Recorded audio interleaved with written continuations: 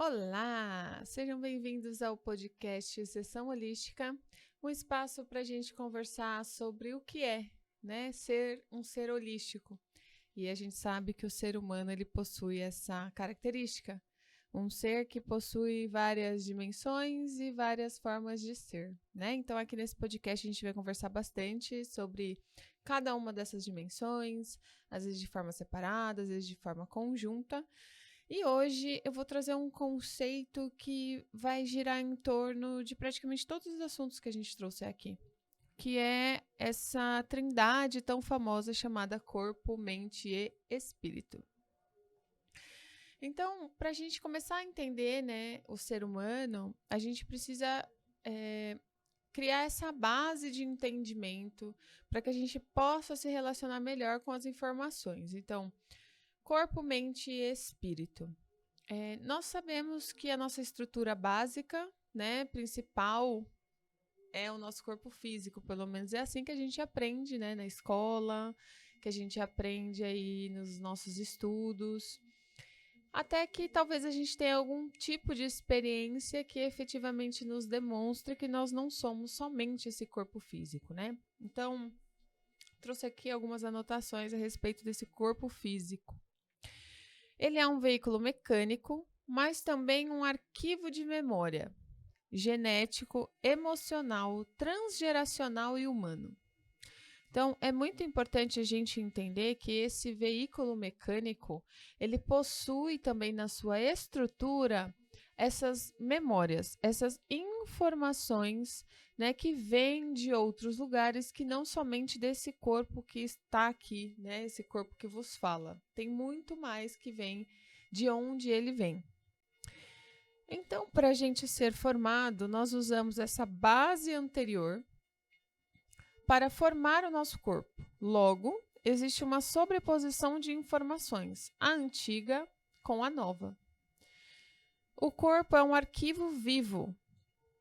Não podemos desenhá-lo sem um quantum de informação repetida, uma vez que essa é a maneira que uma espécie se mantém, repetição de um padrão existente. Sabemos que o corpo físico é o último a ser formado e, por esse motivo, tudo que o precede o constitui por inteiro. Então, aqui também a gente já traz uma questão muito importante que é, antes de sermos físico, nós somos outras coisas. Que outras coisas, né? Já diria uma das minhas mestras. Nós somos formados pelo corpo emocional, nós somos formados por esse corpo mental, e antes de qualquer coisa, nós somos formados por um corpo espiritual. E compreender que todas essas coisas vêm antes desse corpo físico também facilita compreender o porquê determinadas coisas acabam se manifestando. Por que o corpo espiritual é o primeiro, né, a ser formado? Porque quando a gente parte da ideia de que um ser, a consciência, o Criador, nos criou, é dele que nós partimos. Então, o que está mais próximo deste Criador? O nosso corpo físico? Não, o nosso corpo espiritual. Então, é a partir dele que tudo se condensa e tudo se forma. Então, se a gente for olhar muitas das teologias, das filosofias que tratam dessa origem do homem com relação ao Deus, né, que ela vai abordar ali dentro da sua temática, tudo se origina a partir do Deus, né? Nós somos fruto dessa consciência, desse absoluto, né? Como algumas doutrinas também trazem. Então, aqui a gente trabalha, né, com esse pensamento invertido. Não é a partir do corpo que a gente começa a nos compreender, e sim dessa visão espiritual que nos precede. E aí, emocional, mental, até chegarmos no nosso corpo físico. Sabemos que o corpo físico é o último a ser formado e, por este motivo, tudo que o precede o constitui por inteiro. E o que o precede é repetição de um projeto chamado humano, ou seja, existe um padrão chamado raça humana. Então, para que eu seja formada, eu preciso repetir esse padrão para que eu possa ser originada. Segundo, repetição de um funcionamento transgeracional. E aqui é importante a gente entender que sem o transgeracional, né, sem essa carga que vem das gerações que nos antecedem, não existe nenhuma possibilidade de sermos algo. Todas essas informações, elas ficam rodando no nosso sistema e constituem também o nosso DNA, a nossa perspectiva, a nossa forma de lidar com as coisas. Então, sem isso, aonde eu pertenço? E é por esse motivo que dentro da visão sistêmica a gente fala muito do pertencimento. Porque por eu carregar isto em mim, quando eu faço um movimento no sentido contrário, eu sinto que eu estou deixando de pertencer ao lugar que me originou. E aí isso gera algumas questões que mais para frente também iremos conversar a respeito. 3. Combinação de inúmeros fatores que geram um ser novo à parte dos anteriores. A gente tem essa carga transgeracional, ela é importante para que a gente possa existir, mas também toda essa combinação de fatores gera um ser peculiar a esse sistema, um ser que possui um próprio funcionamento. Então, quando a gente para olhar para todas essas informações, é muito complexo e também é muito paradoxal. Porque como eu sou um ser individual, sendo que eu parto de um lugar onde existem já um banco de informações que também fazem parte de quem eu sou, é muito difícil a gente conseguir efetivamente se individualizar ou se individuar, né? Como a gente fala dentro da psicanálise. A individuação, ela é o caminho que nos leva a essa autonomia emocional, mental e espiritual. Mas para a gente fazer esse processo, a gente gasta bastante energia. Por isso, temos a hereditariedade. O que vem antes, mantemos em nós. Mas também temos a informação de que o externo nos molda. Então, existe a possibilidade de determinada repetição aflorar ou não. Pois, ao nascer, somos uma tela em branco cujas impressões que seguem irão determinar o que dessa genética, física ou extrafísica, ganha força e se manifesta. Então, por exemplo, eu tenho uma irmã, certo? E a gente veio do mesmo lugar. Nós somos seres praticamente opostos, complementares em tudo que vocês puderem imaginar. Como isso é possível se a gente veio exatamente do mesmo lugar? E por que ela aflorou certas questões e eu não? E por que eu aflorei certas questões e ela não? Então, primeiro, a questão externa, esse ambiente ao qual nós fomos criadas, gera uma força sobre este ser interno que está aprendendo a ganhar força. E o pai e a mãe que me criaram não são os mesmos pais que criaram a minha irmã. Ela é mais nova, no caso, né? Então, quando ela nasceu, eles já tinham passado por uma quantidade de experiências que também transformaram a forma que eles lidavam com a maternidade ou com a paternidade. Por isso somos seres distintos, eu e ela. Embora tenhamos muitos pontos em comum, muitas coisas também se diferem e são opostas.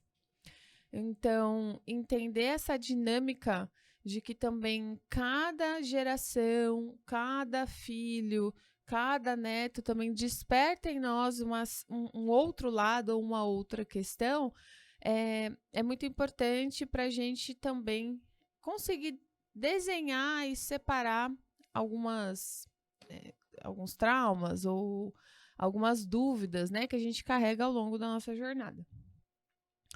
O corpo que mais reflete essa realidade que a gente está falando aqui, né, de quem eu sou, como eu lido, como é o meu emocional, como é o meu mental, o corpo que mais reflete essa realidade é o nosso corpo energético ou etérico, que condensa e reflete o estado, principalmente do nosso emocional. E esse emocional é tanto composto pelas emoções naturais do ser, ou seja, aquilo que eu efetivamente estou sentindo agora, quanto pela forma de processamento e regulação dessas emoções, conforme o histórico sistêmico do clã ou da família, que influencia diretamente no resultado da experiência. Ou seja, além da minha natureza, existe todas essas questões sobre as quais eu fui colocada, e isso vai também determinar algumas maneiras que eu funciono. Então, existe a minha natureza e a forma como eu aprendi que esse emocional precisa ser processado. E normalmente ao longo da nossa vida, a que tem mais força é essa externa que foi projetada pelos pais. Porque na nossa primeira infância, nós usamos a visão dos pais para existir. Né? A gente se molda muito às expectativas, aos anseios. Então, quando eles dizem isso pode, isso não pode, isso vai gerando na gente uma forma de lidar com as coisas. E não necessariamente essa forma que a gente aprende é a forma natural que o meu corpo energético consegue efetivamente ter o melhor rendimento. E aí que a gente vai começar a falar, né, depois sobre a questão da saúde e da doença. E por fim, e a alma? Ela seria a conjunção extrafísica de todas essas características, que mora mais perto da personalidade, da intuição e de seus anseios do que do aspecto espiritual do ser. E aqui o que eu quero dizer. Quando a gente fala de alma, a gente está falando dessa consciência que nos rege e que faz esse movimento no sentido de tentar se impor, de tentar amadurecer, de tentar aflorar na nossa vida a partir dessa nossa visão de quem eu sou, da minha natureza, das minhas questões. A alma, ela revela realmente quem eu sou por trás de todas essas cortinas que foram colocadas ao longo da minha vida.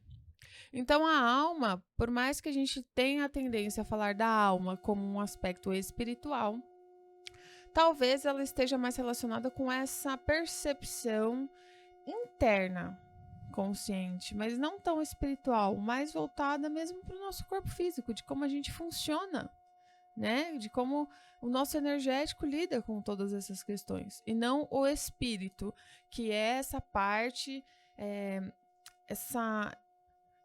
esse fractal, essa célula, ou enfim, esse sustento do Criador que efetivamente existe em nós, né?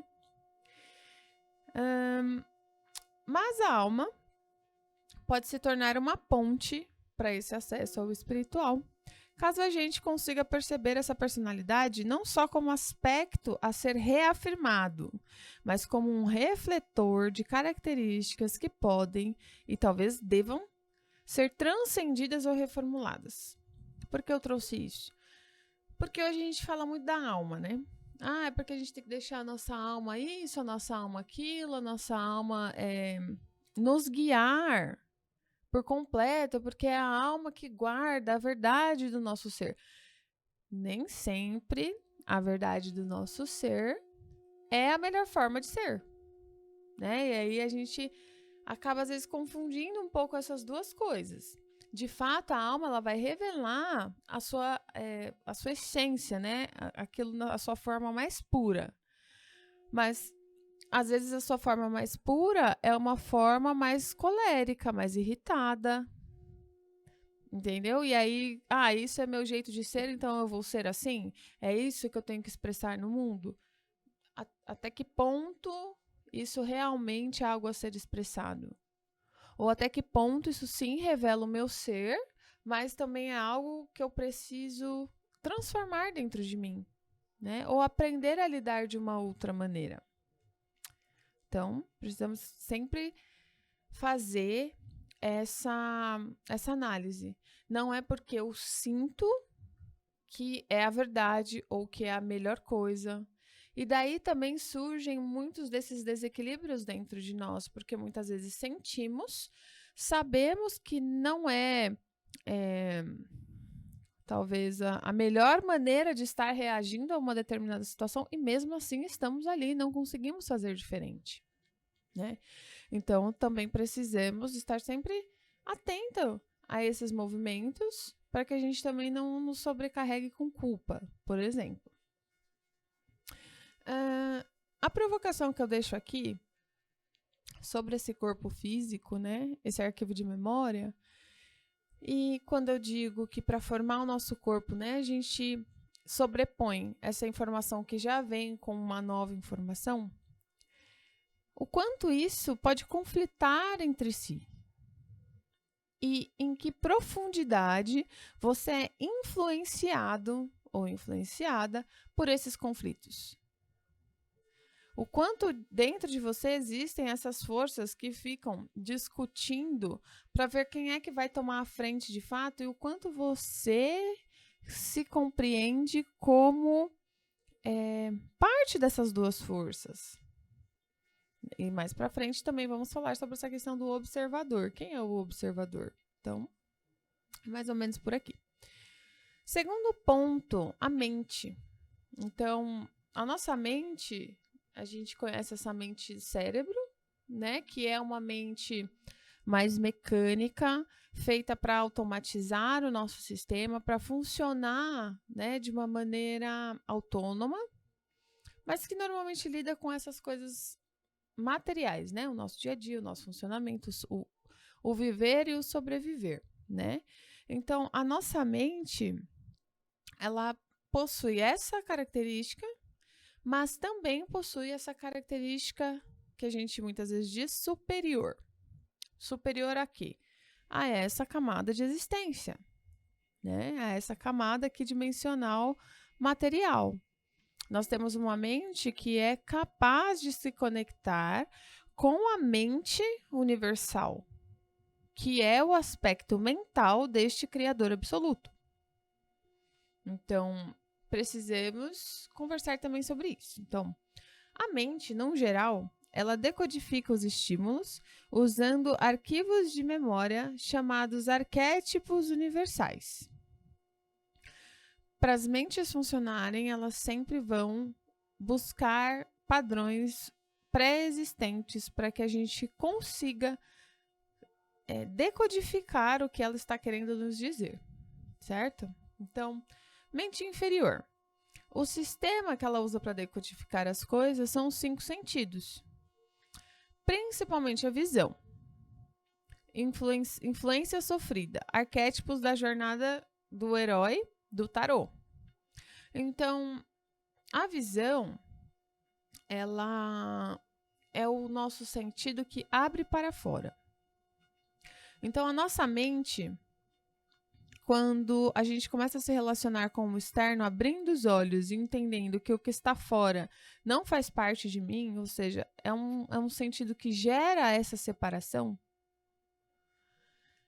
Quando eu tô nesse aprendizado, a minha mente ela já começa automaticamente a olhar para o mundo de uma maneira em separado, né? Então ela já começa a entender tudo. Bom, isso aqui não sou eu, então o que é? Né? A nossa curiosidade, a nossa vontade de aprender. Normalmente as coisas a gente olha, a gente quer pegar, a gente olha, a gente quer pôr na boca.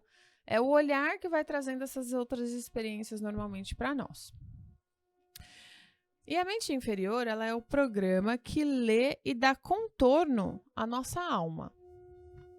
Cada emoção ou anseio experienciado no corpo gera um deslocamento ou um movimento interno. A mente inferior processa esses deslocamentos e libera uma substância que decodifica a informação e gera uma reação. A substância, né, são os nossos hormônios, né, os nossos peptídeos, aquelas coisas todas que geram dopamina, serotonina e que vai influenciar aquilo, né, a forma que a gente se coloca diante de determinadas situações. Então, esse deslocar, né, quando eu transito, né, de um lugar para o outro no físico, meu corpo sentiu algo, o meu cérebro responde jogando no nosso organismo alguma dessas informações. Acontece que cada experiência anterior a si, dentro do clã, também influencia como essa mente decodifica. Ou seja, toda essa informação, essa carga ancestral que eu tenho em mim, também vai influenciar a maneira que eu decodifico as experiências que acontecem ao meu entorno. Então, tem pessoas que numa determinada situação vão sentir, por exemplo, uma euforia, uma alegria, enquanto outras vão vão sentir pânico, desespero e nunca mais vão querer estar ali. Então, também essas experiências ancestrais, elas podem determinar como cada um vai se colocar diante de uma determinada situação. Então, o quanto as minhas reações são puras do meu ser e o quanto eu estou sendo influenciado por questões externas a mim. Né? Que por mais que eu faça parte, não sou eu. É de onde eu venho. Né? Eu sou um braço dessa árvore que já existe antes de mim. A mente superior, ela usa um sistema chamado canalização. Como essa mente superior, ela se conecta com essa mente do todo, né, essa mente universal, ela é capaz de trazer para nós essas informações. Então, a coisa do terceiro olho, né, de você expandir a sua consciência, tarará, está muito relacionado com essa mente superior, porque é ela que tem a capacidade de estar nessa dimensão da mente universal. O ponto é, ela também sofre influência. Que influência que ela sofre? Ela sofre a influência do que a gente chama de registros akáshicos, que também é um tema bem interessante, né? Porque os registros akáshicos são são os arquivos que estão nessa biblioteca onde existe todo o nosso histórico. É tipo aquela cena do Todo-Poderoso, quando o Jim Carrey abre a gaveta e a gaveta sai com aquele monte de pasta, quilômetros e quilômetros, porque ali estão todas as informações que podem existir, né, sobre você. Então, tudo que está ali são, no final das contas, impressões que estão vibrando e ecoando no seu ser hoje. Então, tudo que eu passei, tudo que eu vivi, tá lá o arquivozinho de que aquilo existiu. E tem coisas que a gente já não carrega mais, tem coisas que carregamos e estão adormecidas, e tem coisas que estão totalmente ativas, né, dentro de nós. Então, esses registros, eles estão sempre gerando em nós, talvez, oscilações, né, do nosso estado de consciência.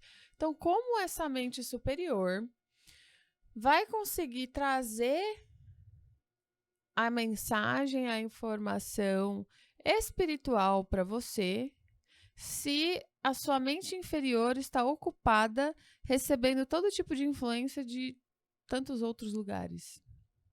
Né? Às vezes a gente não consegue receber uma informação pura, limpa e verdadeira, porque todas essas informações acabam se cruzando e virando aí uma cortina, né, que impede essas informações de chegarem de forma limpa. Vamos lá.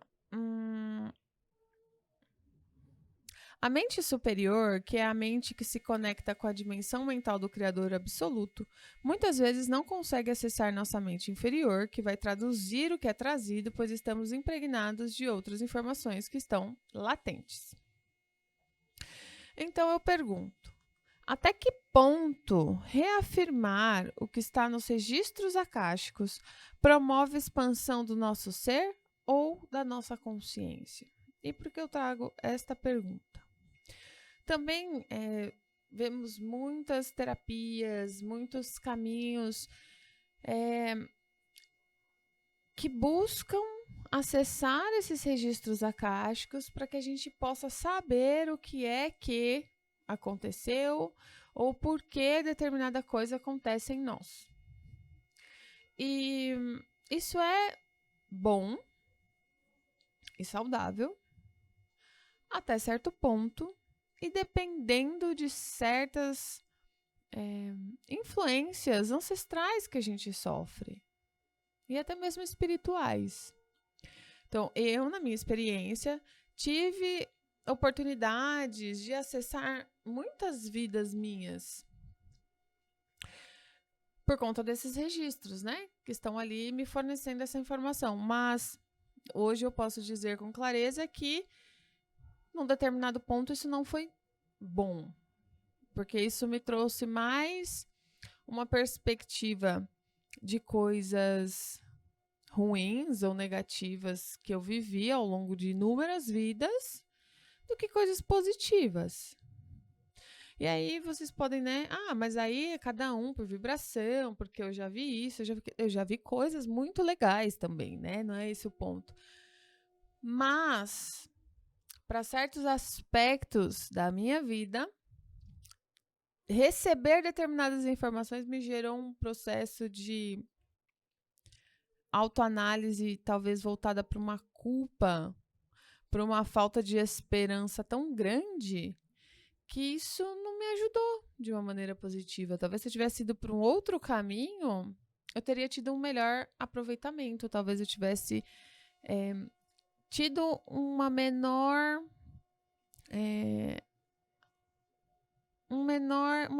influência no meu corpo físico dessas informações. Porque eu acabei desenvolvendo desequilíbrios físicos por conta da carga emocional que eu recebi ao acessar determinadas informações. Entende o que eu quero dizer? Mas tudo tem que ser como tem que ser. Mais ou menos, gente. Né? Hoje, depois de... São 10 anos, 11 anos no mundo espiritual, nas terapias, nos estudos, na experiência, que me dizem que tem caminhos que são melhores que outros, definitivamente. E a minha natureza, alma, né, como eu trouxe antes, que é uma natureza curiosa, que é uma natureza muitas vezes mental, de querer entender as coisas a partir da mente, né? Então, tem muita gente assim, mas eu quero saber por quê. E aí você quer ter aquela informação escrita ali, né, visível e palpável para você aceitar. Às vezes, quando você tem essa natureza e você vai buscando a resposta, você vai achar. E às vezes você não vai ter condições emocionais de lidar com aquilo. E a minha natureza é essa. Então, ao olhar muitas vidas, eu percebi que eu sempre fui um ser talvez muito mais mental do que emocional. Então, por óbvio, talvez o meu emocional ele precise de mais desenvolvimento para lidar com certas coisas do que o meu mental. Então, eu não consigo selecionar a informação que vem até mim? Através dessas técnicas, através dessas informações. Então, tem muitas coisas positivas, mas também tem as coisas negativas a respeito desse processo. Então, a menos que a gente também tenha um bom suporte, né?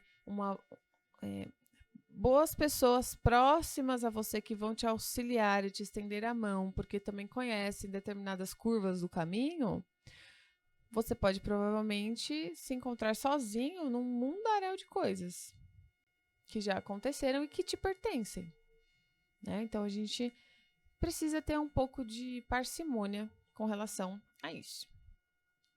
E, por fim, o espírito. O espírito é a consciência divina que sustenta a criação. Que criação? Você. Então, essa parte, né, do Criador que te habita, ele te sustenta para você permanecer vivo. Caso não houvesse esse espírito, você sequer existiria. Essa é a relação nossa do eu parto de Deus, né? Então, se eu não partisse dele, eu não estaria nem viva. É o famoso eu sou. Não sofre influências. E aqui vem uma coisa muito legal de se refletir. Porém, pode ter a sua ação adormecida ou desperta, o que nos leva à diferenciação entre o que é sustentação e o que é direção. Então, despertar da consciência. Levanta tu que dormes, né? Então, enfim, muitas outras frases de impacto que a gente conhece, né, nas religiões, elas sempre vão trazer essa perspectiva. Você está dormindo. O seu espírito está dormindo. Mesma coisa acontece em Matrix, né? Todo mundo fala desse filme, então vamos falar sobre ele também. Quando você desperta, que você olha em volta, você fala, minha nossa, o que eu estava vivendo? O mundo da ilusão. Né? Sim. Então, esse espírito, ele torna a sua percepção viável. Mas você pode estar com ele ligado ou desligado. Se ele está desligado, nós vamos tratar do conceito de sustentação. Então, como eu disse, ele vai ser essa célula, essa base sobre a qual você se firma para existir. Então, ele é tipo um platô para você ficar em pé ali e viver a sua vida. É o máximo que ele pode ser. Ou ele pode vir a ser direcionamento. E o direcionamento é ser a condução. Então, esse espírito sai dessa base para ser a bússola. Entende que são duas relações completamente diferentes com o seu espírito? Porque tem muita gente que fala, não, eu sei que eu sou um ser espiritual, eu sei que eu isso, que eu aquilo, que eu tenho um espírito, mas não vive a realidade do que o espírito pode efetivamente te proporcionar, que é ser guiado. A pessoa, ela é única e exclusivamente guiada pelas coisas do mundo, pela forma que o mundo, matéria, acontece. Então, a forma que ela se relaciona com o trabalho não é dentro de princípios espirituais, é dentro de princípios humanos, que o homem criou. Então, talvez a lei, né? Código de Defesa do Consumidor, Código Tributário, ele vai seguir, né, essas leis humanas. E aí, em algum momento lá da semana ou do seu mês, a pessoa para se relacionar com o espírito, né? E existe o ser direcionado pelo espírito.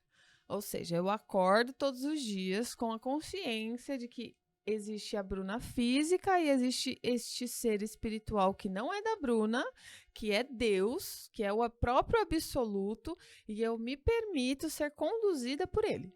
Então, tudo que eu vou fazer é como se eu estivesse diante dele. Você sabe quando você vai aprender a andar de bicicleta ou de patins, e aí seu pai tá sempre atrás olhando você assim, ó, e você tá tipo, eu preciso tomar cuidado, eu não posso sair dessa linha aqui, porque se eu sair dessa linha aqui, ele vai me dar bronca. Então, até onde é o limite que ele me dá de liberdade, de autonomia, até, né? Tem sempre o pai ou a mãe olhando ali você, assim, ó. Tô vendo o que você tá fazendo. Então, quando a gente vive uma vida espiritual, a gente tá sempre diante desse contexto. Eu não quero decepcionar, eu não quero tomar bronca, eu quero andar dentro desse lugar seguro que vai me possibilitar me desenvolver naquilo que eu tô aprendendo. Aí você vai desequilibrar, e o pai dá aquele totozinho ali, volta aqui, né? E você vai... Caiu, chorou. Poxa, ele vai te dar um beijinho, levanta e você sai andando de novo. Então, é essa relação, né, mais ou menos, pelo menos a princípio, que a gente tem que ter com o nosso espiritual. O espiritual desperto. Então, expandir a consciência e despertá-la é você entender essas duas colocações de como se relacionar com esse espírito. Para sermos guiados pelo espírito, precisamos desligar certas chaves automatizadas em nós. Ou, como se diz na atualidade, desprogramar certos programas que estão impedindo a troca do sistema operacional que nos rege. Por que troca do sistema operacional, né? Então, eu tenho todas essas crenças, essas informações da minha ancestralidade, da minha genética, da hereditariedade, dos registros da carta, tá tudo aqui, né? Fazendo a zona, uma salada. E aí eu preciso passar a... Isso aqui não me serve mais. Identificar o problema. É igual quando você tem 500 jogos no computador, você não joga 2. E o negócio tá lá só comendo a tua memória. Aí você vai lá e faz o quê? Desinstala aquele monte de tranqueira, limpa, abre espaço para que você possa colocar coisas que são efetivamente úteis para você hoje. Então, a gente vai fazendo esse processo. Só que no caso, quando a gente sai desse espírito que sustenta para o espírito que guia, na verdade é uma troca completa do sistema que está regendo o nosso funcionamento. Então é como se você estivesse tentando desinstalar um sistema e tivessem vírus, programas que não deixam você desinstalar e trocar, fazer essa mudança. Porque o que se repete tem força e ele quer se manter. Então, a menos que você coloque um quantum de energia efetivamente para eu vou fazer esse movimento, normalmente a gente fica ali rodando em volta, né, do mesmo assunto, do mesmo tema por muito tempo. Então, a gente precisa criar essa consciência de tem coisas a meu respeito e a respeito do meu passado ancestral, do meu passado espiritual, que estão impedindo que eu efetivamente entre em contato com esse espírito direcionador. E aí a gente começa a brincar um pouco dessa coisa de, né, ser guiado pelo espírito. Pois somente quando o programa do absoluto roda é que passamos a conhecer a dimensão espiritual como ela é e não com as suas armadilhas. Porque tem muitas coisas que a gente aprende no caminho espiritual, dos gurus, dos mestres, né, que quando a gente tá meio veio já de caminhada, né, e a gente já rodou um pouquinho por alguns cenários, a gente percebe que tem muita coisa que são armadilhas mesmo. Porque a pessoa parece ser. A pessoa fala sobre aquilo. E aí, num primeiro momento, parece que ela vive aquilo. Só que conforme você vai passando tempo, você percebe que não é bem assim. E não tem problema não conseguir colocar em prática determinados princípios que você aprende. Né? Então, por exemplo, em rituais de ayahuasca, você costuma receber inúmeras informações ali. E tem coisas que você aplica até com uma certa facilidade. Tem coisas que você passa anos tentando aplicar na sua vida. E aí você percebe que tem um monte desses programas no meio do caminho que não deixa isso rodar dentro de você. E tudo certo. O problema é o quanto eu falo e bato no peito que eu vivo uma determinada realidade e eu não vivo ela. E muitas vezes a gente está acreditando que está vivendo, mas no fundo não está. Por isso, o cuidado com o que eu falo, o que eu prego, porque normalmente também é por aí, né, que a gente acaba sendo derrubado. Ai, pelo inimigo, pelo... Não, pela gente mesmo. Pela nossa própria língua, pelo que a gente está emanando. Tudo que a gente fala não cria uma realidade? Então, se eu reclamo, eu não estou clamando aquela realidade algumas vezes. Então, aconteceu uma coisa, eu fico ali reclamando. Então, daqui a pouco vai acontecer outra, talvez até pior, porque eu estou colocando energia naquilo. Né?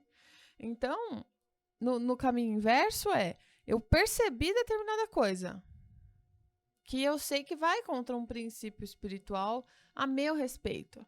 Eu vou ficar falando sobre isso? Não, porque se eu ficar falando sobre isso, aquilo vai cada vez mais me engolir. E se eu negar, também vai me engolir. Então, a neutralidade é essa capacidade da gente identificar certa coisa sobre nós que reflete o quanto estamos afastados desse princípio espiritual, dessa consciência divina, e não criar nenhum tipo de reatividade para eu não me complicar no momento de aplicar aquilo na minha própria vida. O silêncio é maravilhoso, né? Para a gente não pagar com a própria língua. Enfim, provocação. Se a porção divina dorme, o que dirige o ser que ela sustenta? Então, se o seu espírito está dormindo, quem é que está efetivamente te regendo? Se entendemos que o espírito é a parte consciente sobre nós, né? De nós, sobre o Criador, sobre todas as coisas. Se ele está adormecido, o que é que está efetivamente no controle da nossa vida? Será que somos nós, efetivamente? Ou será que é todo esse padrão ancestral que está me conduzindo e eu tô achando que sou eu? Tô chamando de Bruna? Será que são esses registros acásticos, esse passado espiritual que eu acho que... porque eu... Por exemplo, muitas coisas que eu já acreditei, assim, que eu já, né? Não, porque eu fui a sacerdotisa do Egito, entendeu? Porque eu fui a fulaninha que não sei o que não sei o que lá. Porque eu estava na guerra de não sei o que, entendeu? Tipo, a gente está reafirmando, na verdade, coisas. A gente não está se livrando delas. Nós temos a oportunidade, enquanto seres espirituais, que transitam todas essas dimensões, de tirar de nós tudo aquilo que já foi para que possamos ser. Ser através da ótica espiritual. Ser através da ótica desse absoluto que nos sustenta. Então, eu vou ficar repetindo que eu sou a bruxa de não sei aonde, a xamã de não sei o quê. Eu já tive todas essas brisas já, entendeu? E tudo bem, né? Cada um, mas na minha jornada, isso hoje se mostra hoje mais como uma limitação de quem eu efetivamente posso ser do que a resposta daquilo que eu procuro ou procurava. Porque hoje, com essa consciência, eu não tento ser mais nada que eu já fui. Hoje eu busco ser uma consciência totalmente nova, né? Para que eu possa alcançar lugares novos. E não ficar sempre presa, né? Que nem um ratinho de laboratório ali, né? Na roda de Sansara, fazendo todo dia a mesma coisa. Então é isso, nosso primeiro episódio, o episódio piloto, que a gente falou aqui um pouquinho sobre corpo, mente e espírito. Na próxima sessão aqui, holística, nós teremos um encontro com uma terapeuta acupunturista que viveu no Japão por mais de uma década e tem muita experiência a respeito dessa relação do corpo, mente e espírito, né? Porque como nós vemos dentro da medicina tradicional chinesa, tudo que acontece no nosso corpo influencia esse rio de energia que é o nosso corpo etérico, né? E ela vai trazer um pouco dessa visão e a gente vai ter um bate-papo super legal aqui para a gente poder se conhecer um pouquinho melhor. Então é isso, gratidão e eu vejo vocês no próximo episódio. Tchau, tchau.